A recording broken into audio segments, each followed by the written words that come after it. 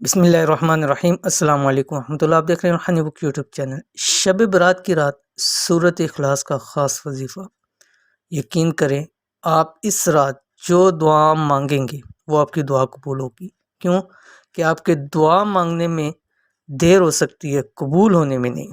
اور یہ خاص عمل دولت مند بننے کا خاص عمل ہے، یعنی جو لوگ کہتے ہیں کہ امیر ترین بنے، دولت مند بنے، تو ان کے لیے بھی یہ خاص عمل ہے۔ کون سا عمل ہے اس ویڈیو کے اندر شیئر کروں۔ آج کوئی ایکسٹرا بات نہیں کرنی، کیونکہ یہ دن یہ رات خاص ہے، اور نہ آپ کے پاس ٹائم ہے اور نہ میرے پاس ٹائم ہے، تو اس لیے ڈائریکٹلی شروع کرتے ہیں کہ عمل کیا ہے۔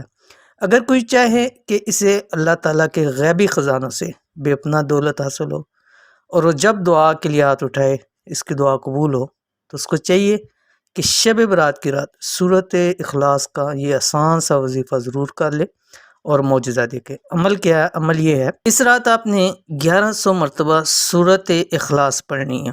بسم اللہ الرحمن الرحیم۔